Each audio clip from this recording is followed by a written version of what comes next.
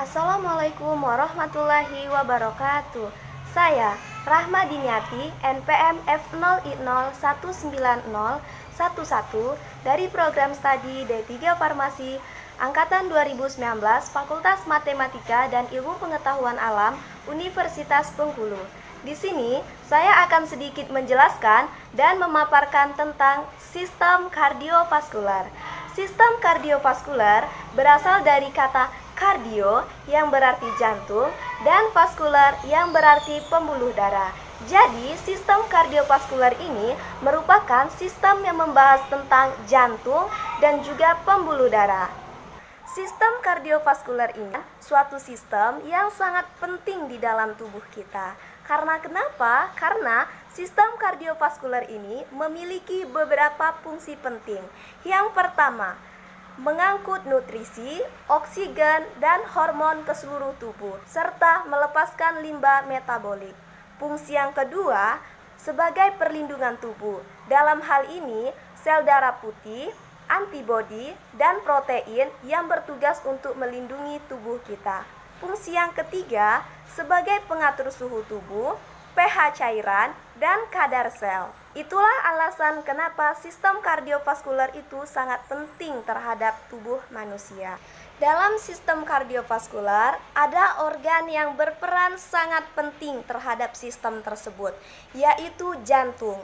Jantung merupakan bagian vital dalam tubuh yang bertugas untuk menerima dan memompa darah ke seluruh tubuh.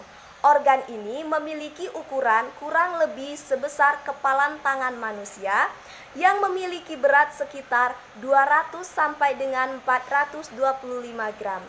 Jantung berada di antara paru-paru dan di tengah dada, lebih tepatnya di bagian belakang kiri tulang dada.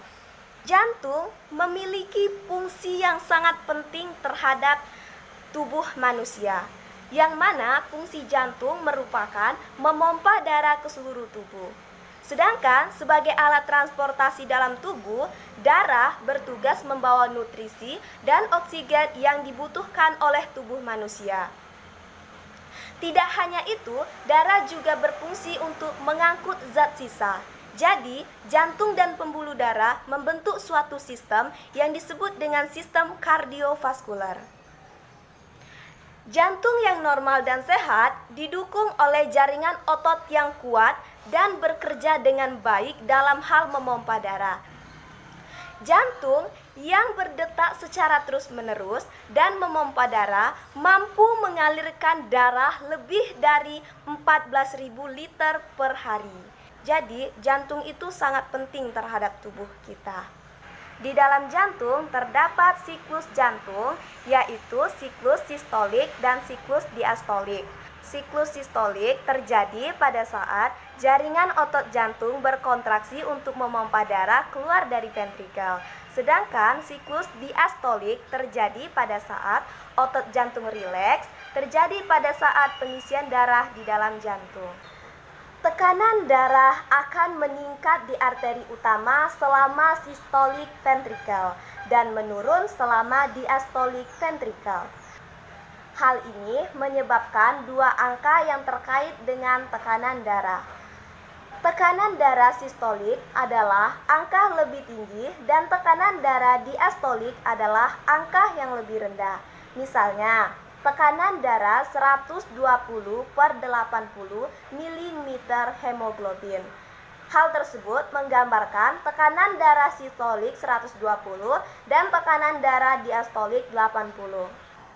Bagian-bagian jantung. Atrium kanan berfungsi untuk menerima darah kotor dari seluruh tubuh.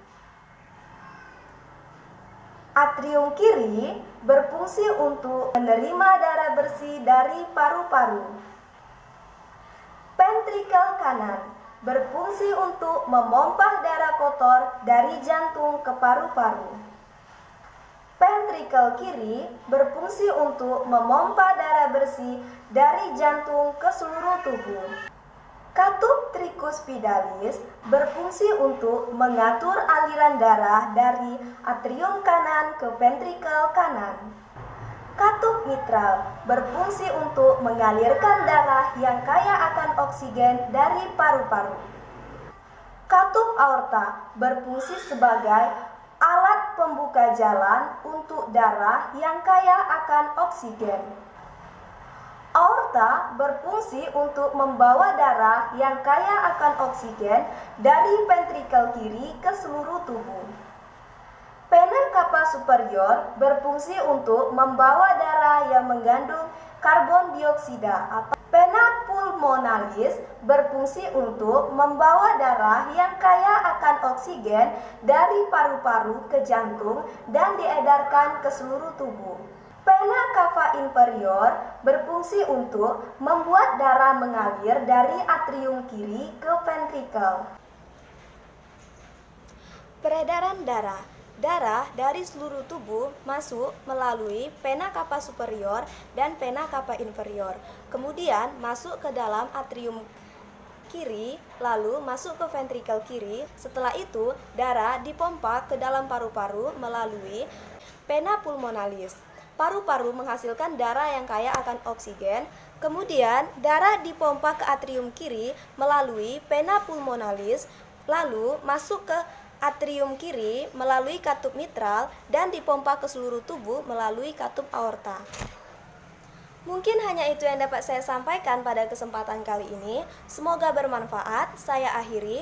Wabillahi taufiq wal hidayah. Wassalamualaikum warahmatullahi wabarakatuh.